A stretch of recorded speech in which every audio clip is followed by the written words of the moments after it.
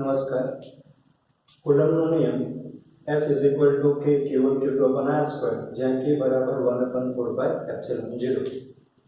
આ સમીકરણનો ઉપયોગ કરીને આપણે K અને epsilon 0 ના એકમ અને પારિમાણિક સૂત્રો મેળવવાના છે. K is equal to F R square સામે જાય, Q1 Q2 સામે લઈ જઈએ તો K નો એકમ बराबर F નો એકમ ન્યૂટન, અંતરનો એકમ મીટર સ્ક્વેર એટલે સ્ક્વેર, વિદ્યુતભારનો એકમ કુલમ, બીજા વિદ્યુતભારનો એકમ પણ કુલમ એટલે ન્યૂટન મીટર સ્ક્વેર પર કુલમ સ્ક્વેર થાય. K નું પારિમાણિક સૂત્ર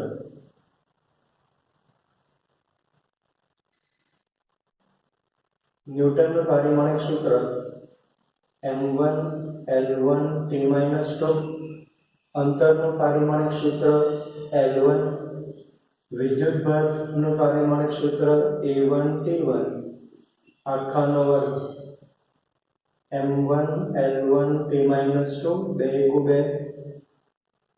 2 ઉપર લઈ જઈએ તો -2, 2 ઉપર લઈ જઈએ તો -2 માટે m1 L1 L2 L3 -2 -2 -4 અને A-2 તો આપણને પારિમાણિક સૂત્ર મળે m1 L3 T-4 A-2.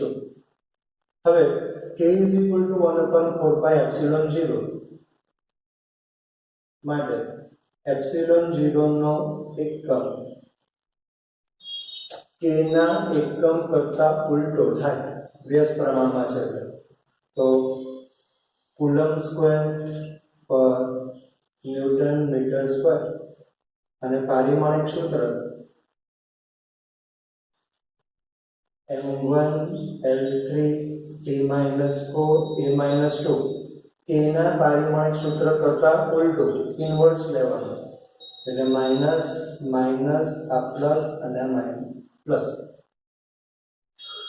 K ની કિંમત આપણને ખબર જ છે, K is equal to 9 × 10⁹ newton metre square પ્રતિ કુલમ સ્ક્વેર. એપ્સિલોન 0 ની કિંમત 8.85 10⁻⁻12 કુલમ સ્ક્વેર પર ન્યૂટન પર મીટર સ્ક્વેર. અમુક વખતે આ કિંમત 8.9 10⁻12 9 10⁻12 પણ લઈ શકાય. MCQ માં આપણે ગણતરી ઈઝી પડે એ માટે આપણી નજીકની કિંમત લઈ લેવાની જ્યાં કટ થતી હોય તે. ઓકે, હવે કુલમના નિયમની મર્યાદા. કુલમના નિયમમાં આપણે જોયું કે બે બિંદુવત સ્થિર વિદ્યુતભાર માટે, આનો મતલબ કુલમનો નિયમ બિંદુવત વિદ્યુતભાર માટે સાચો છે. કુલમના નિયમમાં વિદ્યુતભાર સ્થિર હોવા જોઈએ.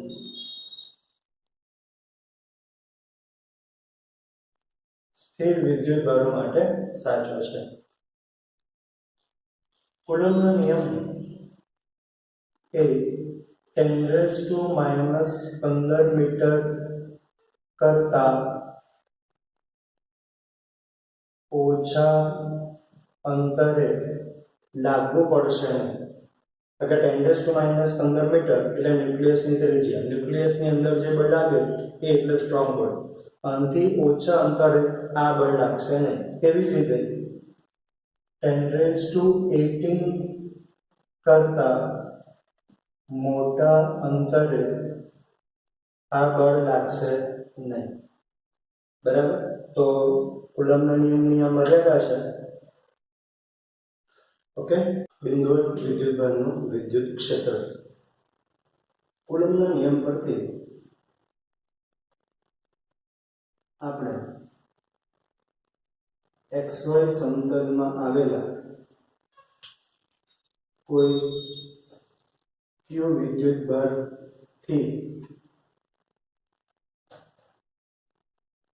r અંતરે આવેલા સ્મોલ q વિદ્યુત ભાર પર લાગતું બળ શોધી શકીએ છીએ. q વિદ્યુત ભારના કારણે સ્મોલ q વિદ્યુત ભાર પર લાગતું બળ F is equal to K Q small q upon R square into એકમ સદિશ R. હવે આ સમીકરણને Q વડે ભાગી નાખીએ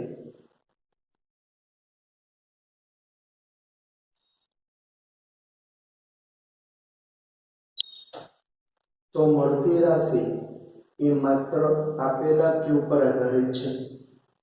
આ જે રાશિ મળે છે તે રાશિને બિંદુવત વિદ્યુત ભારનું વિદ્યુત ક્ષેત્ર કહેવામાં આવે છે.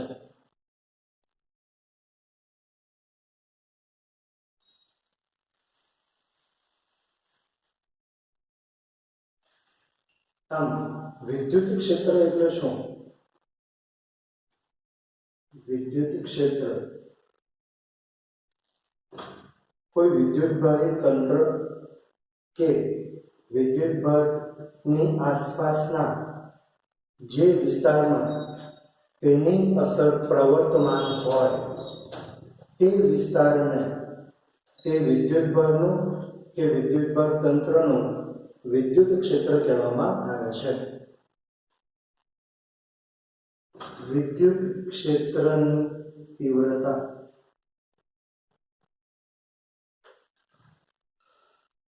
આપેલા વિદ્યુત ભારના કારણે તેની આસપાસના વિસ્તારમાં એકમ વિદ્યુત ભાર દીઠ લાગતા બળને તે વિદ્યુત ભારનું કે વિદ્યુત ભાર તંત્રનું વિદ્યુત ક્ષેત્રની તીવ્રતા કહેવામાં આવે છે.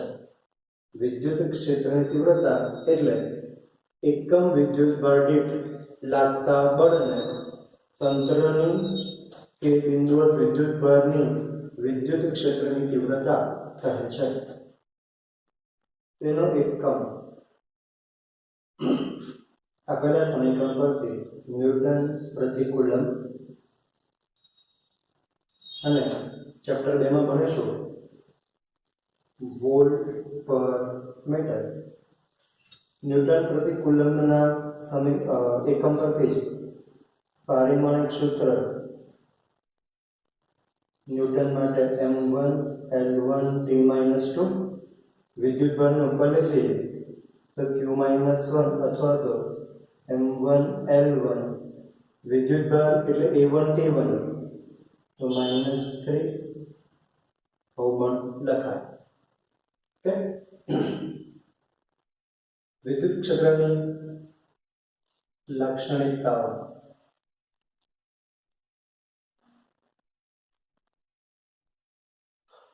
આપણે જાણીએ છીએ કે વિદ્યુત ભાર એના અમુક વિસ્તારમાં બીજા વિદ્યુત ભાર પર બળ લગાડી શકે આ વિસ્તારને વિદ્યુત ક્ષેત્ર કહેવામાં આવે છે. એટલે કે અહીંયા એક વિદ્યુત ભાર વિદ્યુત ક્ષેત્ર ઉત્પન્ન કરે છે. જે વિદ્યુત ભાર વિદ્યુત ક્ષેત્ર ઉત્પન્ન કરે એને સ્ત્રોત વિદ્યુત ભાર કહેવામાં આવે છે.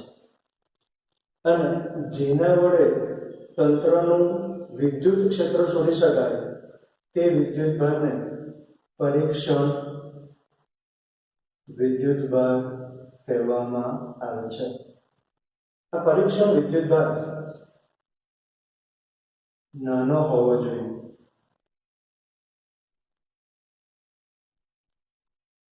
પરીક્ષણ વિદ્યુત ભાર નાનો હોવો જોઈએનું કારણ શું? તો કે F/Q નો ગુણોત્તર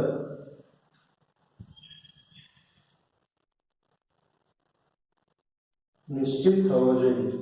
આપણે અત્યારે જોયું કે એકમ વિદ્યુત ભાર દીઠ લાગતા બળને વિદ્યુત ક્ષેત્ર કહેવામાં આવે છે. આ વિદ્યુત ક્ષેત્ર નિશ્ચિત થાય તે માટે જરૂરી છે કે વિદ્યુત ભાર પરીક્ષણ વિદ્યુત ભાર શક્ય એટલો નાનો થવો જોઈએ. એક એક્ઝામ્પલ લઈએ એટલે ખ્યાલ આવશે. આપણે ભણી ગયા કે ચુંબક લોખંડને આકર્ષે. આ જ વસ્તુને આપણે ઊંધી રીતે વિચારીએ. એક ચુંબક પડ્યું છે અને મારા હાથમાં લોખંડ છે. ચુંબક આ રીતે છૂટક છે. તો હું જ્યારે લોખંડનો ટુકડો નજીક લઈ જઈશ તો લોખંડનો ટુકડો એમ જશે કે ચુંબક એમ જશે? શું થશે? ચુંબક જ એમ જશે. ભલે આપણે એવું ભણી ગયા કે ચુંબક લોખંડને આકર્ષે, પણ અહીંયા શું હતું કે લોખંડનું જડત્વ વધારે હતું. લોખંડનો ટુકડો મારા હાથમાં હતો એટલે આખું એક તંત્ર મોટું છે અને આ ચુંબક નાનું હતું, એટલે આના કારણે આની પર લાગતું બળ કેવું થઈ ગયું? અવગણી શકાય તેવું થઈ ગયું. ક્યારે આવું થાય? જ્યારે આ નાનું હોય તો. પણ સમજો ખૂબ જ મોટું ચુંબક છે અને હું લોખંડનો ટુકડો એમ લઈને ઊભો રહ્યો તો શું થાય? હું આખો તેંગળી ચોંટી જાઉં. કેમ? આ વખતે તે તંત્ર મોટું છે ને હું નાનો છું એટલા માટે. એટલે જ્યારે કોઈ વિદ્યુતભારનું વિદ્યુત ક્ષેત્ર શોધવું હશે તો ધ્યાનમાં લીધેલો વિદ્યુતભાર નાનો હોવો જોઈએ. એનું કારણ શું? F/Q નો ગુણોત્તર નિશ્ચિત કરવા માટે. બીજું, જો વિદ્યુતભાર મોટો હોય તો આના તંત્રમાં વિદ્યુતભારી તંત્રમાં ફેરફાર થઈ શકે છે, તેના વિતરણમાં ફેરફાર થઈ શકે છે. તો તંત્રના વિદ્યુતભારના વિતરણમાં કોઈ જ ફેરફાર ન થાય તે માટે પણ પરીક્ષણ વિદ્યુતભાર નાનો હોવો જોઈએ. બીજી વાત, E F/Q, E kQ/r², એટલે કે વિદ્યુત ક્ષેત્ર પરીક્ષણ વિદ્યુતભાર પર આધારિત નથી. વિદ્યુત ક્ષેત્ર પરીક્ષણ વિદ્યુતભાર પર આધારિત નથી. સમીકરણમાં વિદ્યુતભાર છે જ નહીં, પરીક્ષણ વિદ્યુતભાર છે જ નહીં, પણ સમીકરણમાં અંતર છે, એટલે કે વિદ્યુત ક્ષેત્ર અંતર પર આધારિત છે. પાછું 1/r² છે, એટલે વ્યસ્ત વર્ગના નિયમને અનુસરે છે. અંતરના વર્ગના વ્યસ્ત પ્રમાણમાં હોય છે. અંતર પર આધારિત છે પણ વિદ્યુતભાર પર આધારિત નથી. બીજું, આ વિદ્યુત ક્ષેત્ર છે શું? તો અત્યારે જો એકમ વિદ્યુતભાર દીઠ લાગતું બળ, એટલે કે વિદ્યુત ક્ષેત્ર એ એકમ વિદ્યુતભાર પર લાગતા બળનું મૂલ્ય આપે છે.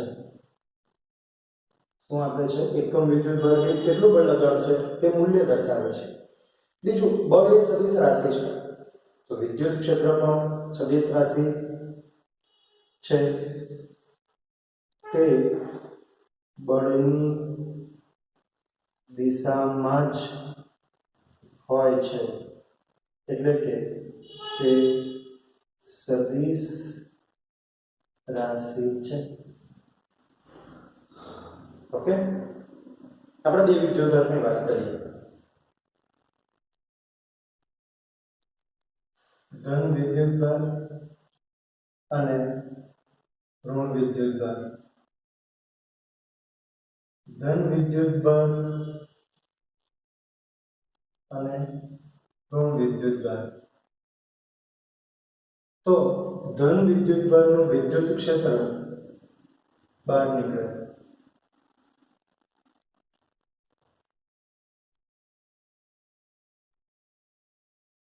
અને ઋણ વિદ્યુતભારનું વિદ્યુત ક્ષેત્ર અંદર જાય.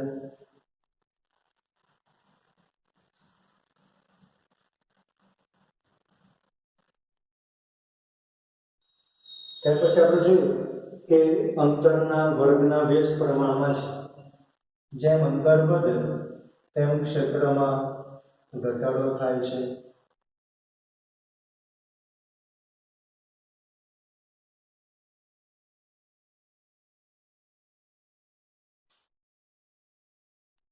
જો વિદ્યુતભારને કેન્દ્ર તરીકે લઈને એક આ ત્રિજ્યાનો ગોળો કલ્પીએ તો ગોળાના દરેક બિંદુ પાસે વિદ્યુત ક્ષેત્ર સરખું મળે. એટલે કે બિંદુવત વિદ્યુત ભારનું વિદ્યુત ક્ષેત્ર ગોળીય સમમિતિ ધરાવે છે. ગોળીય સમમિતિ ધરાવે છે. બધી બાજુએ તે સરખું મળે છે. હવે આ બિંદુ અહીંથી r અંતરે વિદ્યુત ક્ષેત્ર જે હશે તે અહીંયા નહીં હોય, અહીં જે હશે તે અહીંયા નહીં હોય. એટલે કે આને આપણે અવકાશ લઈએ તો અવકાશમાંના જુદા જુદા બિંદુએ વિદ્યુત ક્ષેત્ર અલગ અલગ હોય. અવકાશમાં એક બિંદુ પરથી બીજા બિંદુએ જતા વિદ્યુત ક્ષેત્ર બદલાય છે. આ વિદ્યુત ક્ષેત્ર ત્રિપરિમાણમાં છે. જેવી રીતે એમ જાય છે એવી રીતે એમ પણ જશે. ત્રિપરિમાણમાં હોય છે. વિદ્યુત ક્ષેત્રનો સૌપ્રથમ ખ્યાલ ફેરાડે નામના વૈજ્ઞાનિકે આપ્યો. આજે વિદ્યુત આપણે જે વાત કરી કે વિદ્યુતભાર કુલમ્બના નિયમમાં વાત કરી કે વિદ્યુતભાર સ્થિર હોવો જોઈએ. પણ જો વિદ્યુતભાર ગતિ કરે તો સ્થિર વિદ્યુતભાર વિદ્યુત ક્ષેત્ર ઉત્પન્ન કરે છે. ગતિમાન વિદ્યુતભાર ચુંબકીય ક્ષેત્ર ઉત્પન્ન કરે છે. તો જ્યારે વિદ્યુતભાર ગતિ કરતો હોય, પ્રવેગિત ગતિ કરતો હોય તો તેના કારણે વિદ્યુત ચુંબકીય તરંગો ઉત્પન્ન થાય છે અને તેમની ઝડપ c બરાબર 3×10⁸ મીટર પર સેકન્ડ શૂન્ય અવકાશમાં મળે છે.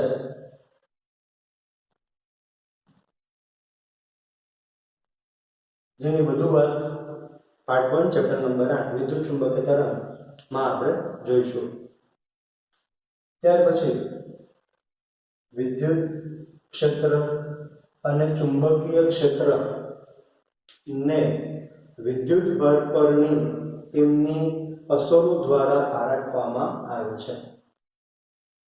ઓકે, તો આ જે લાક્ષણિકતાઓ છે એમાંથી જ અમુક મુદ્દાઓ લઈને વિદ્યુત ક્ષેત્રનો ભૌમિતિક ખ્યાલ સમજાવી શકાય છે. સંપાતપણાનો સિદ્ધાંત ભણીશું.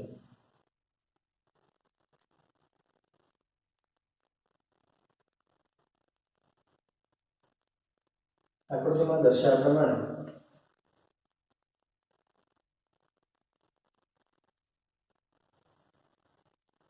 Q1, Q2, Q3 વિદ્યુતભારો ના સ્થાન સદિશ અનુક્રમે R1, R2, R3 છે. હવે આપણે એ શોધવું છે કે આ બે વિદ્યુતભારના કારણે આ એક વિદ્યુતભાર પર કેટલું બળ લાગે.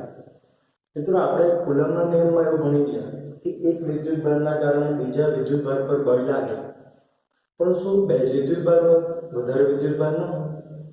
તો જ્યારે બધા બહુ વિદ્યુતભારના કારણે એક વિદ્યુતભાર પર લાગતું બળ શોધવું હોય ત્યારે સંપાતપણાનો સિદ્ધાંત ઉપયોગી નીવડે.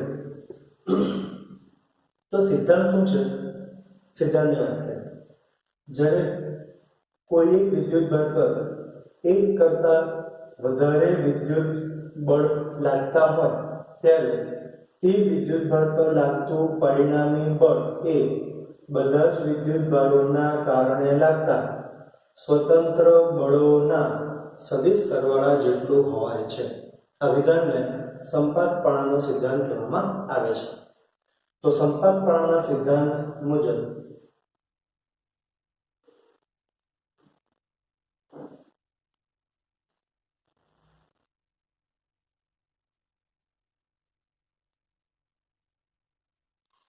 આપણે Q1 વિદ્યુતભાર પર લાગતું બળ શોધવું છે. Q1 વિદ્યુતભાર પર લાગતું પરિણામી બળ F1 2 ના કારણે 1 પર લાગતું બળ, 3 ના કારણે 1 પર લાગતું બળ, બધાનો સરવાળો. તો નિયમને ફરી પાછા જોઈએ. કોઈ એક વિદ્યુતભાર પર એક કરતા વધારે વિદ્યુતભારોના કારણે બળ લાગતું હોય ત્યારે તે વિદ્યુત બળનું પરિણામી વિદ્યુત બળ એ બધા જ વિદ્યુત બળોના સ્વતંત્ર બળોના સદિશ સરવાળા જેટલું હોય છે. આ વિધાનને સંપાત પ્રણાલીનો સિદ્ધાંત કહેવામાં આવે છે. હવે અહીં કુલમ્બના નિયમનો ઉપયોગ કરીએ તો કે Q1 Q2 ભાગ્યા r સ્ક્વેર ઇન્ટુ એકમ સદિશ r, કે Q1 Q3 ભાગ્યા r સ્ક્વેર ઇન્ટુ એકમ સદિશ r આવું લખી શકીએ આપણે. હવે અહીં r શું છે તો કે આ અંતર છે અને આપણે r12 કહીએ અને આપણે r13 કહીએ તો 1 2 1 2 1 3 1 3 આવું લખી શકાય. આવું લખો તો પણ લખી શકીએ છીએ કે Q1 Q2 r1 minus r2 આખાનો ઘન r1 માઇનસ r2 વત્તા કે Q1 Q3 r1 minus r3 આખાનો ઘન r1 માઇનસ r3. હવે આ તો બે જ વિદ્યુત બળના કારણે લાગતા બળ શોધ્યું. બધા બહુ વિદ્યુત બળ હોય તો સમીકરણ કેટલું લાંબુ છે. આથી આપણે આ સમીકરણને વ્યાપક સમીકરણમાં દર્શાવતા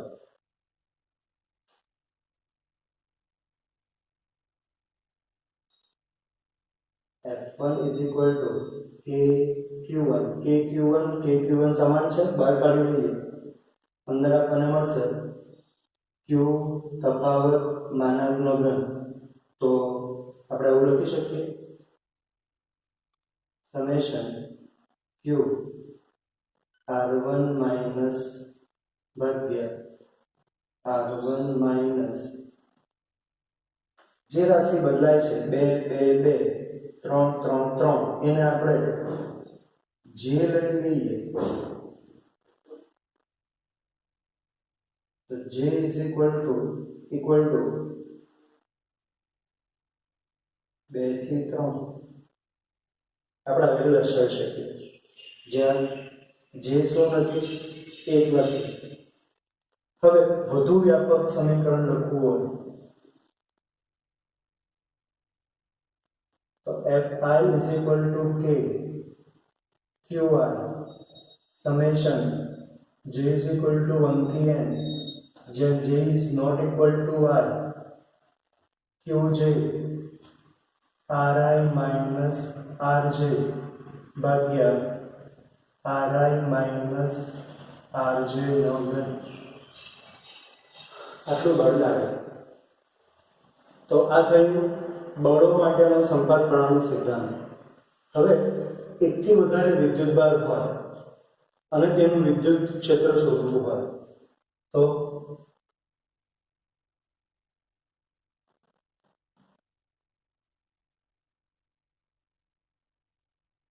સમજી લો Q1 Q2 Q3 વિદ્યુત ભારના કારણે P બિંદુ પાસે વિદ્યુત ક્ષેત્ર શોધવું છે. તો આ જે સદિશ છે તે આપણને કેવા મળે R1 R P1 R P2 R P3 બરાબર છે. જેવી રીતે આપણે 2 પરથી 1 પર જઈએ છીએ તો 1 2 લખીએ છીએ, 3 પરથી 1 પર જઈએ છીએ તો 3 1 લખીએ છીએ. તેવી રીતે 1 પરથી P પર જઈએ છીએ તો P1, 2 પરથી જઈએ છીએ તો P2, 3 પરથી જઈએ છીએ તો P3. હવે P બિંદુ પાસે પરિણામે વિદ્યુત ક્ષેત્ર 1 નું વિદ્યુત ક્ષેત્ર, 2 નું વિદ્યુત ક્ષેત્ર, 3 નું વિદ્યુત ક્ષેત્ર આ રીતે આપણને મળે કે Q ભાગ્યા Rp1 સ્ક્વેર Rp1 કે Q2 ભાગ્યા Rp2 square Rp2 plus K Q3 ભાગ્યા RP3 સ્ક્વેર RP3 આ પ્રમાણે મળી શકે. એકથી વધારે વિદ્યુતભાર હોય તો બધા જ વિદ્યુતભારોના કારણે મળતા વિદ્યુત ક્ષેત્રનો સદિશ સરવાળો કરવાથી પરિણામી વિદ્યુત ક્ષેત્ર મળે છે. પણ અસંખ્ય વિદ્યુતભાર હોય તો plus dash dash dash plus dash dash dash. એટલે વ્યાપક સમીકરણ આપણે આ રીતે લખી શકીએ. વ્યાપક સ્વરૂપ P બિંદુ પાસેનું વિદ્યુત ક્ષેત્ર કે બધામાં સમાન છે એટલે બહાર કાઢીએ તો સમેશન Q ભાગ્યા R સ્ક્વેર P 1 1 2 2 3 3 એની જગ્યા પર આપણે I લખીએ તો I is equal to 1 થી n આ રીતનું થાય.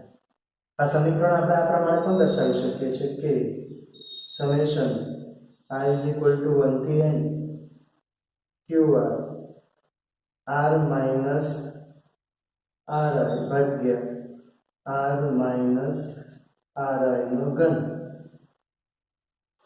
એકમ સદિશ RPI આપણે આને RP પણ લખી શકીએ છીએ. બરાબર છે.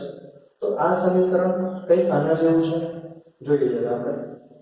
આ Q સામે લઈ જાઓ તો કે સમેશન Q તફાવત માનાંકનો ઘન કે સમેશન Q તફાવત માનાંકનો ઘન એટલે વિદ્યુત ક્ષેત્રની વ્યાખ્યાનો જો ઉપયોગ કરીએ તો Q સામે લઈ જાઓ તો F upon Q is equal to K summation Q.